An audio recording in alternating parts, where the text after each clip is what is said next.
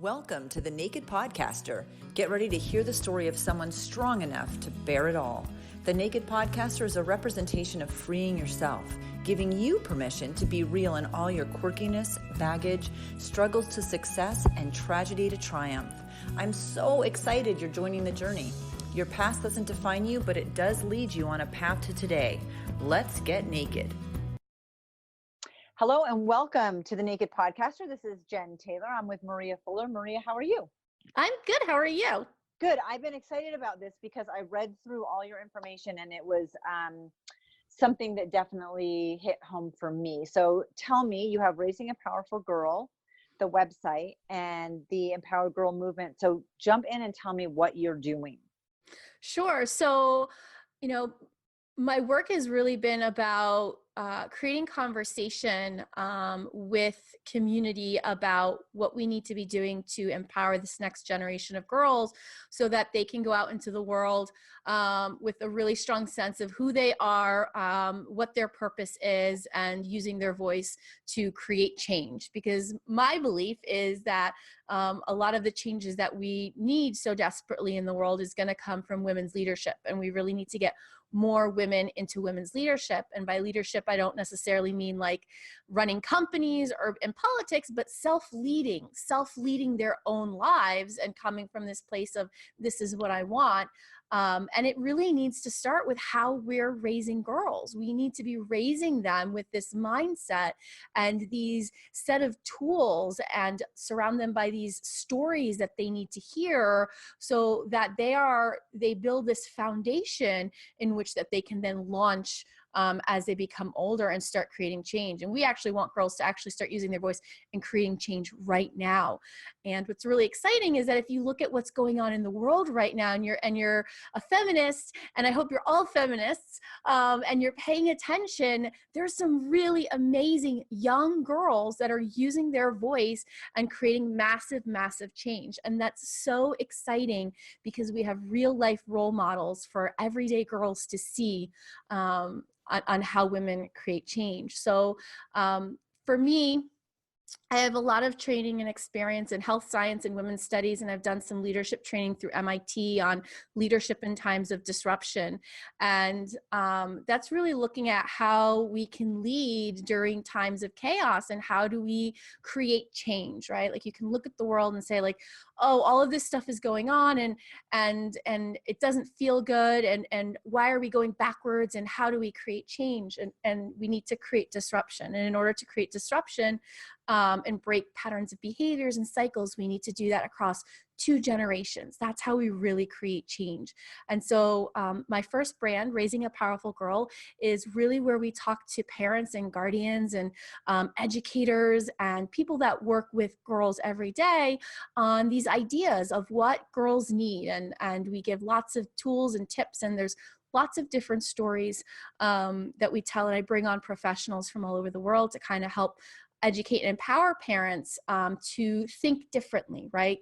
I'm from the philosophy of when we know better, we do better. And so we're just trying to give people more information so that they can do better for their girls. So we do that with a podcast and our blog. And then we have the Empowered Girl movement, which is where we work with the girls directly, and we're giving girls tips and tricks and tools and stories that they need. And we do that through a series of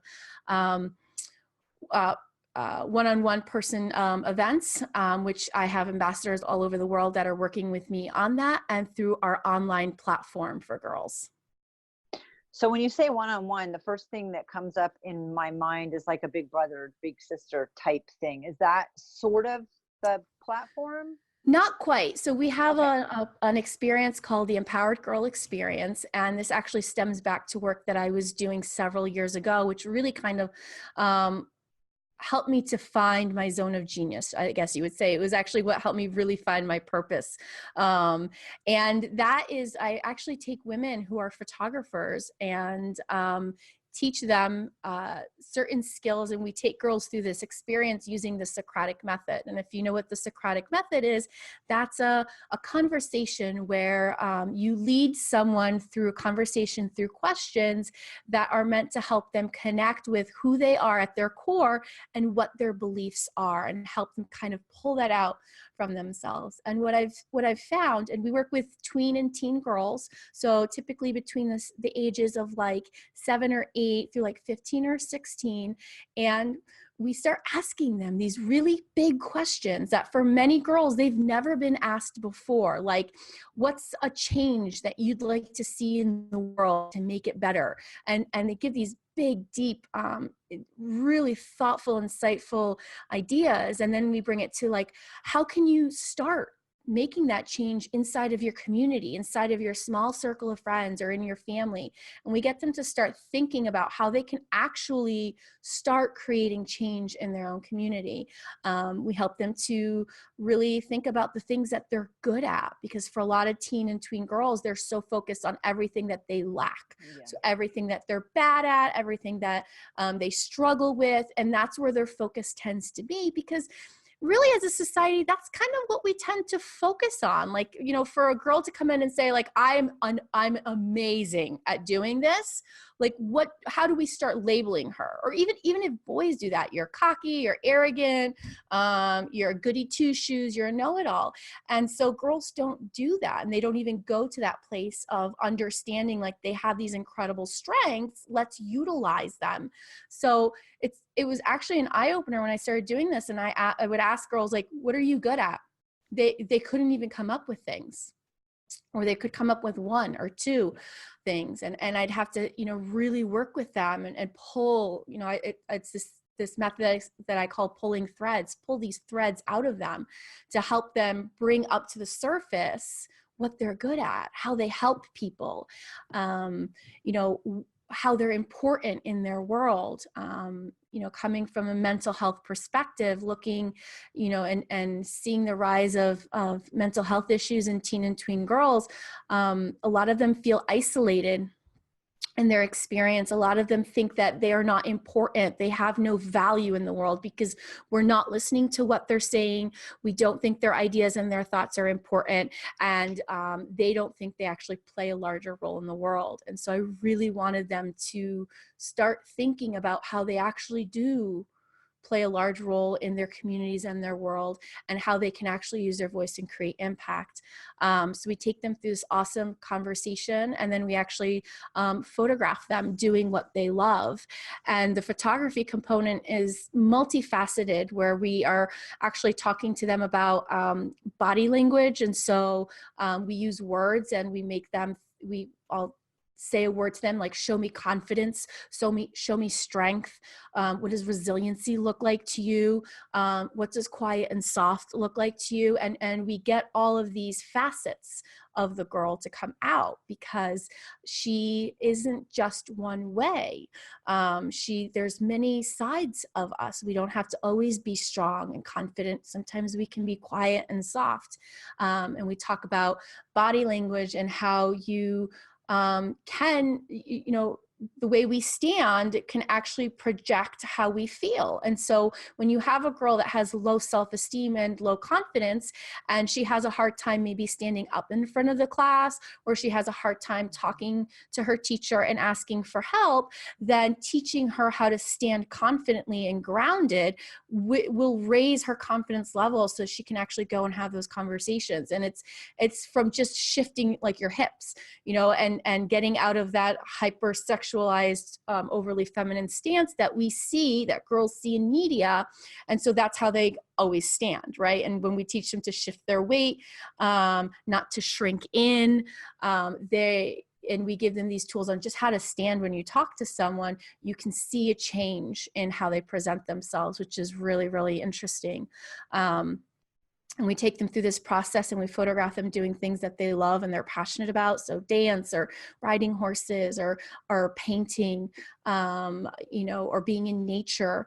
And the end result of that is having beautiful images of them that they can have and have hopefully in their room. And what I wanted was for every girl to wake up every morning and see a beautiful image of herself on the wall. And that's our first step of teaching her to love herself and to love her body and to see how amazing she is. And then psychologically, it brings her back to the emotions of the day and all of those things that we talked about. And it reinforces how incredible she is and how amazing she is. And then they become members of our community on our Online Girls platform, where we're constantly giving them more tools and tips that they need to constantly reinforce these ideas, because we really light a match underneath them when we do this and they start thinking bigger.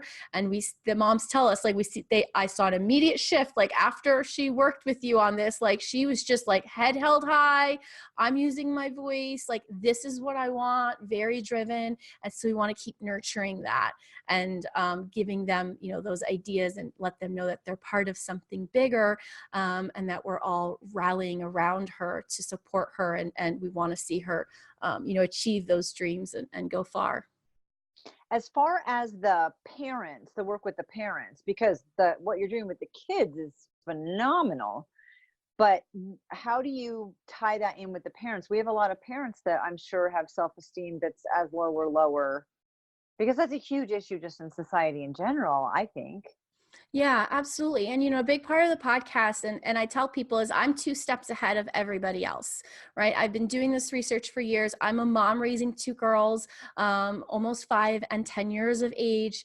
And I tell people I'm 2 steps ahead of you. And so I still struggle with body image issues, and I'm still struggling with my confidence. And I struggle. It's actually been a real challenge for me running these 2, major international brands and being the face of them. I have a hard time literally going out into public or having large media appearances because I'm still uncomfortable with my weight and my body. But part of empowering my daughter and teaching her to love herself means that I need to work on it as well. And I need to be kind and gentle with myself, and I have to model the behavior that I want to see in my daughter. And so we talk a lot about that in the podcast, and how we as parents need to show up to be able to do this for our children. And while, even though I'm talking about girls, a lot of this is applicable to boys as well. We want boys to be in touch with their emotions. We want them to be able to share and have conversations with their parents and their guardians, and not have to succumb to the stereotypes and the stigmas of being a male today. But that's where the podcast has been really powerful, are these conversations. We have some things in the works, hopefully for this fall, that are going to be coming out to give parents a little bit more guidance and support as well. But that, for me, I think has been a great first step, because I think for a lot of parents, especially for women, there's a lot of shame attached in parenting, right? Because we always feel like we're being judged. We're not good enough. Oh, my child did this. I mean, think about like when you go to the grocery store and your child has like that massive meltdown, and you're like, like you're like, oh my God, this is horrible. And you're like diving, you're like, shh. And like by the second, you're kind of like, like it happens. But some of them still, like, you have that shame, you're going to be judged for this. And that's what I actually found early on, was that I started trying to work just with the parents. And it was, and just with the moms, but moms have so much of their own shame attached, and all these layers have been put on us. And we feel guilty that it's almost hard to unearth our own stuff and work through that to be able to help our daughters. So I knew we had to be doing it simultaneously. Mm-hmm. And girls have no problems working one-on-one with us. They don't have as many layers on them yet, but moms, I needed to take a gentler approach. And the podcast is great because it's anonymous. Nobody knows you're listening to it. But I get the little love notes and the emails that come into me saying, thank you, this spoke to me, this resonated. So we've been nurturing that for almost 2 years, and creating that community that way. And we'll be slowly starting to trickle out some more information and support that parents need, or that's also why we bring the pros on, because there's also certain areas that people need more support in, and they can reach out to those professionals as well. So it's been really great in that avenue and the way that's working. I think shame is a great word, and it wasn't a word even a couple of years ago. Probably I Yeah. would have been like, really? Shame? Like Yeah. that's a big one. But it is. And you can just look at moms who work compared to moms that stay at home. I mean, and you could just start there with something that should be really not that big of a deal and just start the shame game war back and forth. So you mentioned 10 years you've been doing this. So Mhm. let's go back and talk about because there's a catalyst to everything. So tell Yeah. me what you did in your previous life. I want to know more about the MIT thing though, because I read that and that was so fascinating to me. But anyway, you have a lot of training. Let's go back and tell me, because you were a paramedic, which isn't the same as what you're doing now. No, it's not. So I'm a white presenting Latina. I was my dad's a American, and my mom is from Spain. We have Argentinian descent. So I was brought up in the U.S. culture, but with a European and Latina mom, which was really a challenge. And I was Catholic school all my life. I was a really good girl. Like I was the typical good little Catholic schoolgirl. I was a perfectionist. I was a people pleaser. I knew exactly what I needed to do to elicit the response of "you're such a good girl." I mean, I went to my entire academic education until my first year of college. I was on full scholarship everywhere I went, because of grades and because of who I was. Always a leader in the sense of leading for others. So I'd be the child that would be sent to like other schools or to talk to parents about how great the school is, very well spoken, blah, blah, blah, blah, blah, blah, blah.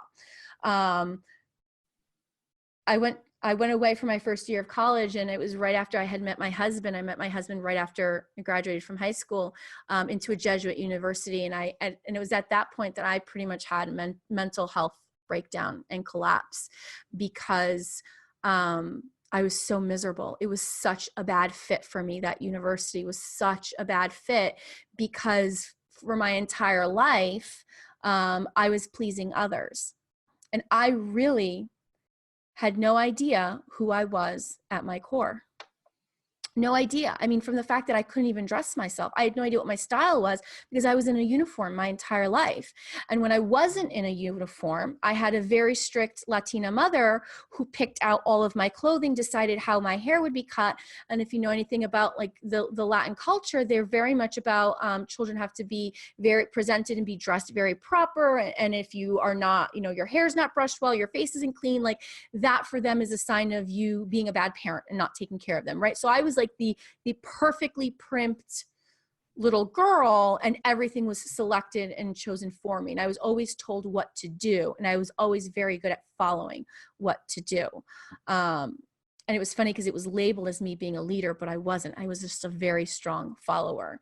And so I get to my first year of college, and my eyes were opened because I would spend time going to my husband's university, which was like 400 miles away, in New York. He would come up every weekend and pick me up, bring me down to his university, spend the weekend, he'd come back up.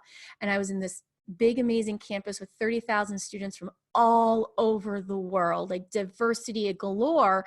And it was incredible. So my first, I think, awakening was that experience of realizing that I was miserable. And I realized I was miserable because it just all came up that I had no idea who I was. And it was pretty heartbreaking. And I ended up, dropping a full scholarship, and transferring universities against my parents' wishes, and taking out student loans myself, and pretty much becoming financially independent from them at 18 years of age to pursue something that sparked a joy in me and excitement that I had never felt in my entire life. Good for you. I mean, holy cow, because you're right. You were a really strong follower. You're right. I can't even imagine not knowing. I have a friend that different experience, but same thing, mom dressed, or the same parenting thing, where she didn't buy her own underwear until she was 27. I mean, like literally, that's crazy, right? Yep. But I mean, if you never have to, and you don't know the difference, and you don't know to ask, and you're never presented. But I want to back up. You met the boyfriend and you were visiting him on the weekend. That must have been like not okay. I was a good girl, but I was always very independent. So my parents Okay. didn't have a lot of money.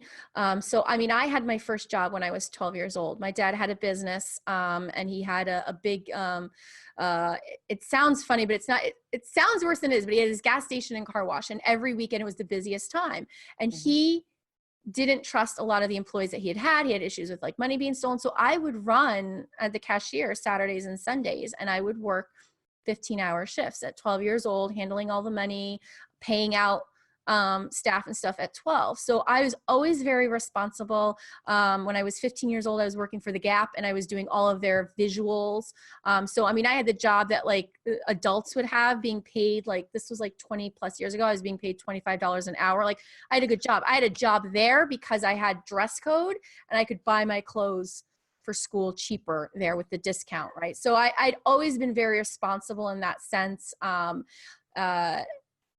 I don't know. I think my parents knew. I think when that happened, I was kind of like, this is what I'm going to do. And I was 18. And I was kind of like, you really don't have a say, because they weren't financially supporting me anyways. I was on full scholarship at the university. So it's not like they were going to be like, well, we're going to withhold money, because they weren't giving it to me anyways. I was working while I was there. So I was kind of like, this is what I'm going to do. And my husband was a good guy, and they knew he was a good guy, but he was also my first boyfriend ever. He was my first and my last boyfriend. That's crazy to me.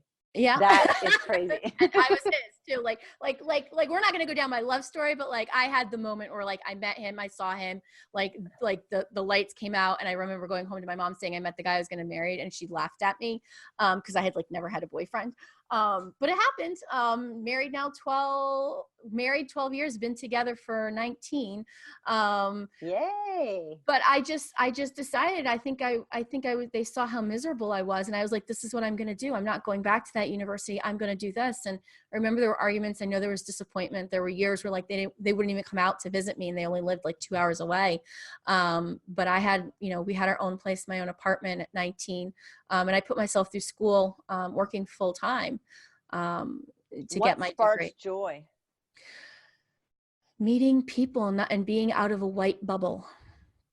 I live in the Northeast, and I was in this little and very wealthy areas, and I was in this white bubble for all of my schooling. And while I am physically presenting white, I was brought up in a non-white culture.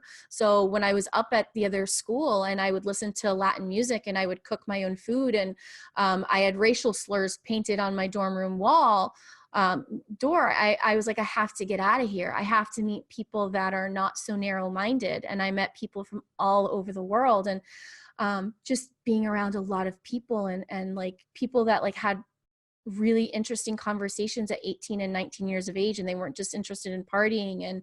And being close to New York City was really nice to be able to go in the culture that it just felt joyous. And that's when I really connected with my intuition, which I never really knew what it was. It was there, but I had always gone against it. And that for me was a big aha moment, like connecting with my intuition. When I realized how good that felt and I followed that, it brought me more joy. And so I continued to follow the path of what sparked joy for me, and really connecting with my intuition and allow that to guide me, as opposed to what people said I should do, or how I should act, or how I should be. You're awesome. I love it. So you got your degree in what? So my degree, I have a Bachelor of Science in Health Science with a minor in Emergency and Disaster Management and Women's Studies. And then I became a critical care paramedic. So the hospital that I actually worked at, my standing orders were really, really advanced. I wasn't like your normal 911 paramedic. I actually did interfacility transports, which means I would go, I worked at a major level 1 trauma center. So I would go to other smaller hospitals that had patients that they couldn't care for, try to stabilize them and bring them back to my hospital. And we did that either by ambulance or by helicopter. So I had the orders of basically a field physician. Our emergency department, when we didn't have enough attending physicians on board and we had a mass trauma coming in or cardiac issues, they would pull in paramedics to actually run those alongside of attending physicians. So a lot of power and responsibility at a very young age.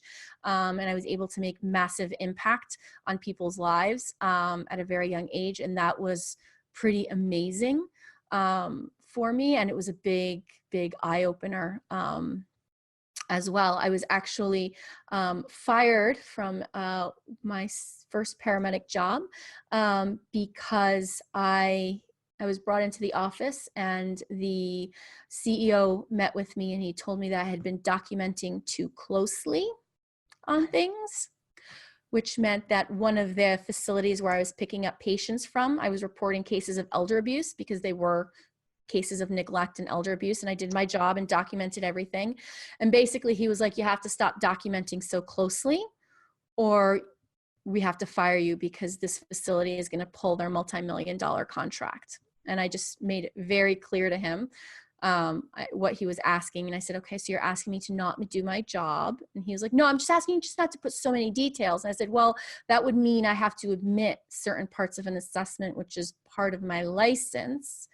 And there was no way around it. I was like, so you're going to fire me? He didn't want to fire me because he didn't want to pay workman's comp. But I got fired for that.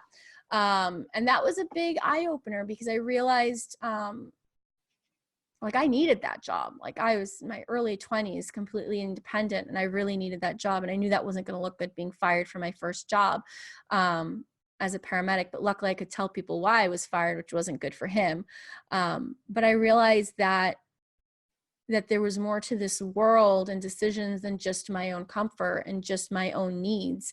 And I needed to put sometimes other people's needs in front of my own. And really connecting with my intuition, which was screaming the whole time. I knew what I was being called in for because there had been tons of casual comments in the facility about me being a feather ruffler. And that was the first time they called me that. And I am a feather ruffler. And I'm a massive feather ruffler now. That kind of unleashed it. Where I was ashamed at first for that. It's probably one of my proudest moments to have gone through that and kept going through. And it happened in how I ended my career ended as a paramedic. So my career ended because I was doing a transport with a very critical patient.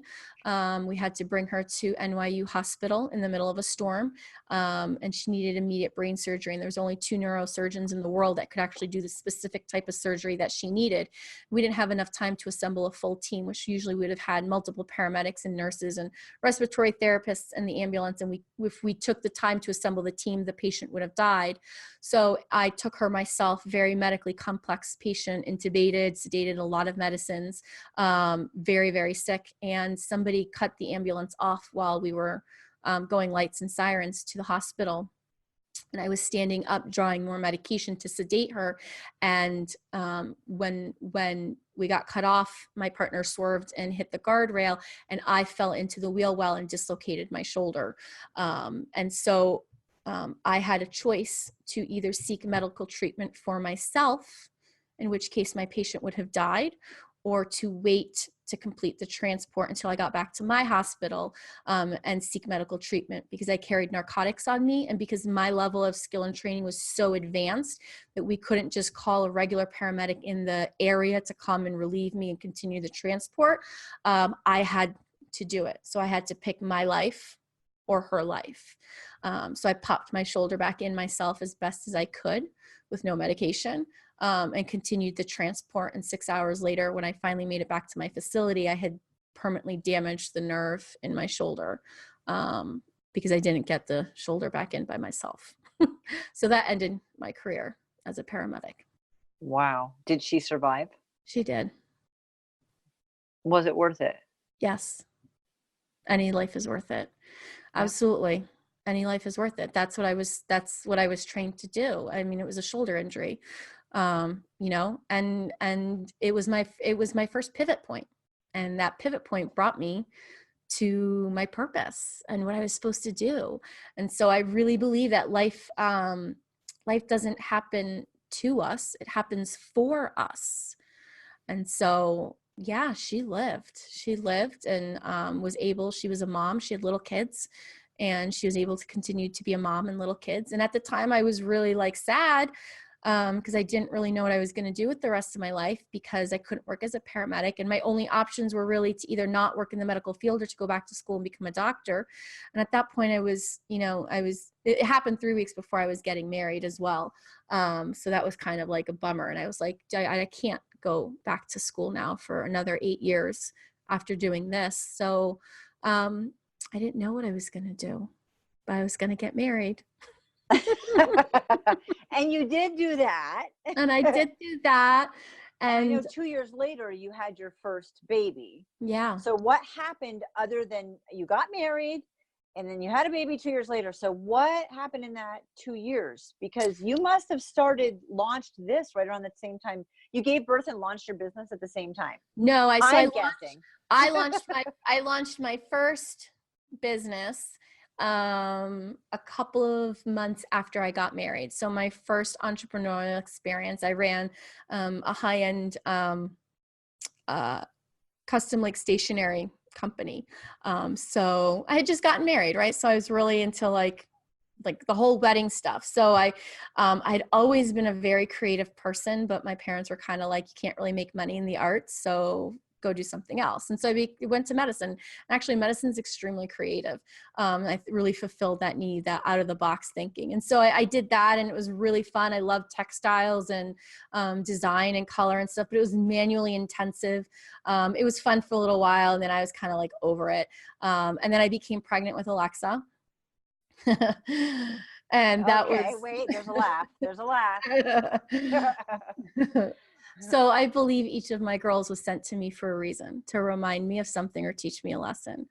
Alexa was sent to me to teach me to let go of control and to let go of expectations. And so I suffered from undiagnosed hyperemesis gravidarum with her. And so if you don't know what that is, that's extreme form of morning sickness. A lot of people know about it now because Amy Schumer just has it. The Duchess of Cambridge, Prince William's wife, has had it with all 3 of her pregnancies. But when I was pregnant with Alexa, not a lot of people knew about it, even my own midwives. So I would vomit 10 to 20 times a day.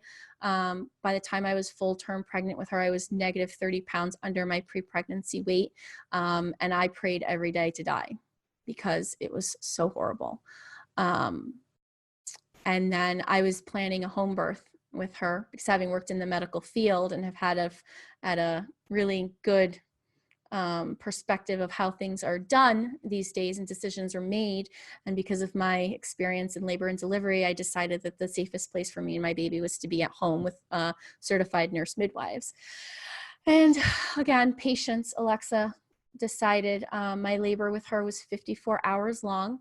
I had what was called hypertonic uterus syndrome, which means my uterus was contracting, but it wasn't communicating with my cervix. So after 8 hours, I was in transition. So I was in transition for over 40 hours with her, labor-wise. And after 40 hours, I transferred to the hospital to get an epidural. And this is where it keeps getting better. And I'm the 1% of women that epidurals don't work on. Oh my God. I'm so sorry. I mean, I laugh now because it's like when you tell the story, you're like, dude, you cannot make this up. Like, I cannot make this up. So 54 hours later, she came screaming into the world on Valentine's Day at 1:21 in the morning with 3rd-degree tears and meconium aspiration. And they put her on my chest. And I expected the heavens to open up and for the angels to sing and for me to look at her and have this instant connection and love my baby. And I looked at her and I had this primal urge that came up to protect her. Like, I can't even explain. And I had no idea who she was. And I was so exhausted and so miserable and in so much pain that I looked at my husband and I said, please take her and do skin to skin with her. And I couldn't even look at her. And for me, it was my first moment of like horrendous isolation. because I thought there was something wrong with me because the pregnancy was so bad. I had a close friend that was pregnant, and I remember she kept telling me how she felt like Mother Earth. To this day, I still yell at her for even having said that she felt like Mother Earth when she was pregnant. And so I thought there was just something wrong with me, and I had wanted to be a mom my entire life. And when that moment, which had been, you know, we've seen in media our entire lives, right? That's what motherhood's supposed to look like, right? They put the baby on, you have an instant bond. Isn't that what every single mom says on Facebook and Instagram? Oh, I had my baby, we're so in love, this instant connection, right? Like that's what I was told it was supposed to be like. And when it didn't happen, then there was something wrong with me. And Alexa had a lot of medical issues. She couldn't, from having been in my pelvis for so long at a bad angle, because she had a nuchal hand. So that's why we figured out why my labor took so long. So nuchal hand means her hand was next to her face. So when she actually was born, she came out like Superwoman, hand first, one hand first. Charge mom's uterus. And so it put pressure on her jaw, I guess. And she couldn't breastfeed. She couldn't even bottle feed. We had a syringe feed her for 2 weeks and working with therapists to loosen up the muscles in her necks and get that nerve working again. And she finally latched at 8 weeks of age. And she had severe acid reflux. And I spiraled into postpartum depression, borderline psychosis, like nothing you've seen. And my husband was just so desperate to bring the life back to my eyes that he had this intuition or download from the universe or whatever you want to call it to teach me how to use a camera.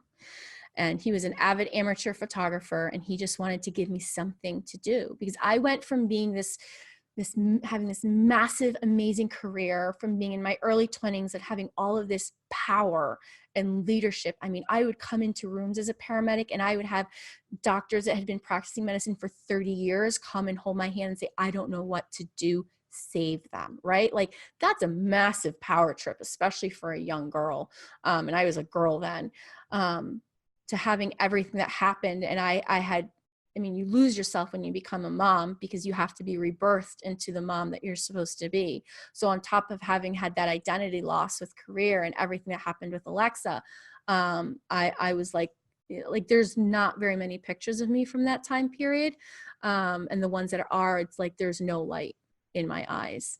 And when he finally showed me how to use that camera, it was like this light bulb moment of magic, where I now had this way of communicating with the world everything that I was going through as a mom. And so I started photographing her, and then one thing led to another, and I had a full-fledged photography business going. Within 18 months of starting my company, I was on Rachel Ray for my work, magazine covers, really pretty well known, clients hiring me from all over. And I focused a lot on motherhood, and I focused on the light and the dark side of motherhood, because it both needs to be celebrated. And what I wanted was to start sharing stories of like what motherhood looks like, and how you don't always instantly bond with your baby, and how that's okay. And how, and I started sharing openly how like I didn't really connect with Alexa until she was two. I took great care of her. I loved her. But I didn't know who she was. Like we had no connection. And I had a lot of PTSD that I needed to work through, and resentment. It's something I still have to work through every day to connect with her. It's actually a little bit more challenging to connect with her. And that really is because of the whole birthing experience. And that's why it's so important that women have good birthing experiences, and they're in a situation of trust, and because it really impacts the imprinting and how everything leads later on. So I just started exploring motherhood and pregnancy, and started kind of having conversations of like, let's like really talk about like what this experience is like. And I would use my photographs without even blogging or using words, and moms would connect saying like, I can feel like that image was me last night for hours rocking my baby. And I started, as my girls got older, I started getting curious about like what what am I going to expect raising these girls older? Like, what's going on with tweens and teens today? Because I didn't want to be a mom to girls, like really did not want to have girls, because my experience as a female was really rough. And, I'd been bullied. I'd always had body image issues and self-esteem issues. And I didn't know why then, but if I had all of these issues, I knew that unless I could fix them, I would pass them on to them. And I didn't want to pass that on. And at that time, I didn't know where it was coming from. But then God laughed, or the universe laughed. And he was like, no, you're supposed to be doing this work. So I'm not going to send you just one girl, but then I'm going to send you your second. And they sent me Aria. And Aria was sent to me to learn to find the joy in motherhood. And I had the most amazing pregnancy with her. Okay, that's what I was going to ask you. Thank you. Okay. The most amazing pregnancy with her. I had the most amazing, intense 19-hour home birth with her. She was born just as the sun was rising in a birthing tub in my bedroom. And another reflux baby projectile though, but like latched right away. I almost died 7 days after I had her though, because of a complication, but like I got through that. She had it was just a little glitch. Just a little glitch, just like a massive uterine infection that I had from retained placenta. No, amniotic sac, because my water didn't break until I was I didn't even push her. Like I experienced fetal ejection reflex, which is when your body decides to like shoot the baby out itself. Like never like read about it, experienced it. So my bag of water like just burst. So I retained a little bit of the sac, and that caused a massive infection. Who knew? But she was like a joy. Instantly connected with her, like bubbly, lovey-dovey, really awesome kid. Now she's my hardest though. That Alexa's like super mild and like awesome, and like now we've like totally like we jive, and Ari and I like clash right now. So that's where we are in life. So did you have guilt about bonding so well the second time because you didn't the first time, or had you let go of that? No, I still carry guilt. And I'll be honest, and I share in full transparency, because this needs to be said. It is a conscious effort for me to continue to connect with Alexa. But I'm aware, right? Awareness is the first step to fixing any problem. I am aware that I'm still suffering from PTSD, and that I have to consciously choose to connect with her, because I don't have that like magnetic response. Like I have a magnetic response with Aria. I don't have that with Alexa. I have to work at it a little bit more, but something is starting to happen now with Alexa being older and the work that I'm doing, that's starting to actually like come together. Like we're launching a podcast for girls later this summer, and she's going to be co-hosting it with me. And she's the reason why our online platform for girls exists, is because she challenged me to create it. So Alexa is very much like me, and I'm starting to realize that. And I think that's sometimes why we clash. And I think it's important to like understand that like they all have their individual personalities. And like I say to my husband jokingly, but like not jokingly, like I probably wouldn't choose to be friends with Alexa, right? Like we like, there's certain people we get along with better than others, but Alexa is Alexa. And I've raised a girl that knows who she is at her core, right? Like, and that to me is amazing. And so I'm learning to still let go of my expectations, because that's still part of the clash, to see her as who she is. And when I can do that, what happens is amazing. And then it becomes magnetic. But it's still this psychological thing that I need to work on. And it's gotten way, way better, especially now that Aria's in the like almost 5 really annoying stage. I want to go. So you, in the midst of having kids and going through all this, you launched what you knew was your purpose. Yeah. And so she was the slap in the face, kind of. Yeah. So I launched what was my purpose because the work that I was doing with girls. So I got to the point where I had this massive multi-six-figure amazing studio here in Connecticut. I had clients flying in to work with me from all over the US and the world. And moms would call me and they'd be like, I need you to work with my daughter. She has low self-esteem and body image issues. Like, you have to work with her. Like, she needs to see how amazing she is. And I'd be like, okay. And we'd work with them. And what I found was, that 9 out of 10 times the girls with the worst self-esteem and body image issues, I could almost directly correlate it to mom. Just conversation with the mom, just looking at how the mom presents herself. Being a photographer and doing the work that I've done, especially when I was a paramedic, I learned a lot to read bodies and read body language. So I'm really good at and part of it is that I'm an empath, but I'm really good at looking at people and like seeing like where their shame is. And what happened for me was that I realized as a photographer, I had to stay in my lane, and I was doing this work as a photographer, still labeled as a photographer. And so I couldn't like look at mom and say like, you're part of the problem, or like what you're doing while you think you're being an ally is actually causing more problems. And that became so heartbreaking to me. And I realized this problem was so much bigger. And this was like 2015, 2016, with everything that was going on in the world politically with women, that I became so heartbroken that my company shut down overnight.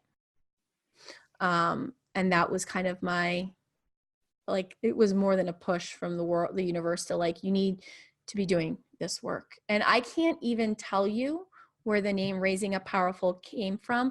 I can't tell you the day that I had the idea.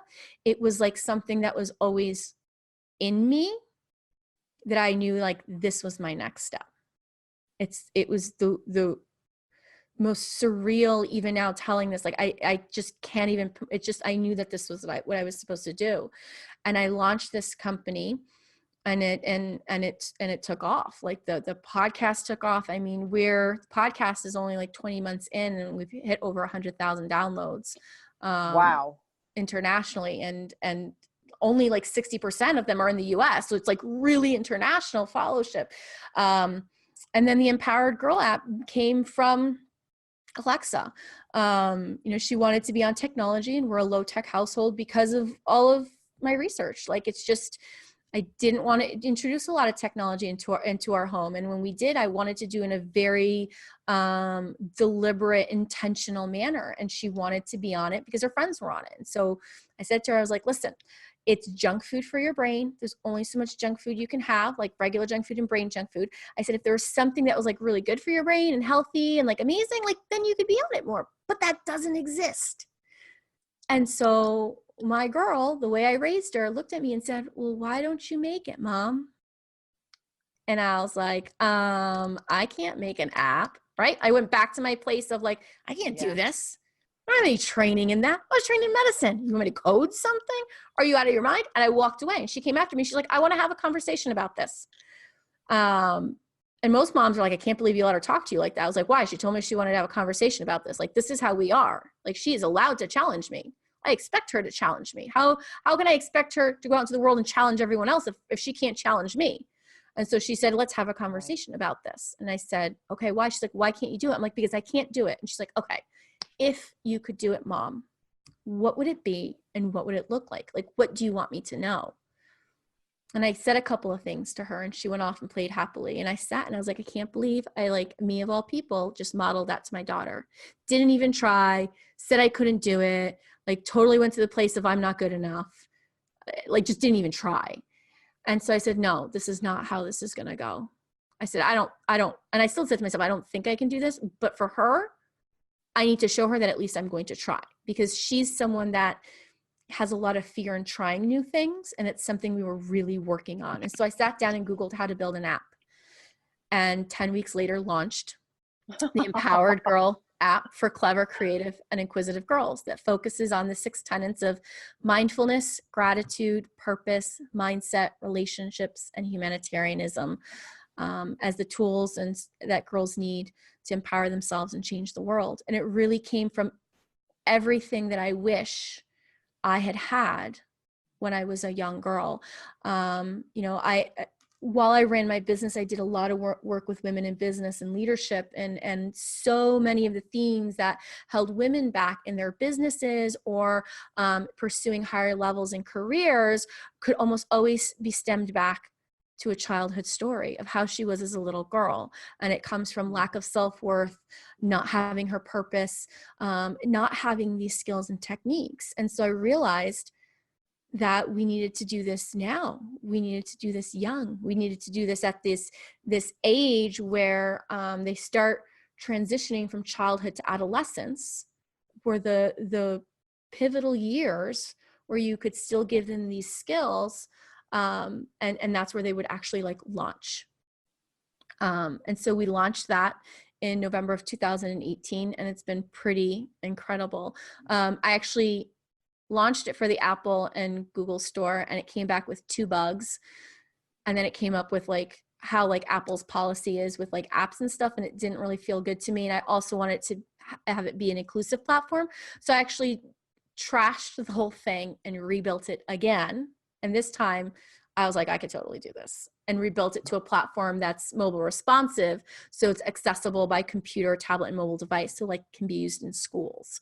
And hopefully in 2020, we're going to be launching a nonprofit sector where we actually give the platform away to girls in lower socioeconomic and underprivileged communities, that parents that couldn't afford to have them on there through sponsorship. So in order to do that, it needed to be something that they could use in like a public library or something like that, because they don't have access to phones and iPads and tablets. Like I really wanted to be conscious of privilege and all of that as well.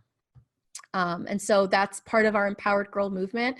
And we've got the Empowered Girl sessions that I've got ambassadors all over the world working under me, doing those with girls. And we're launching our podcast. Alexa and I are launching our podcast for girls this summer. She's going to co-host it with me.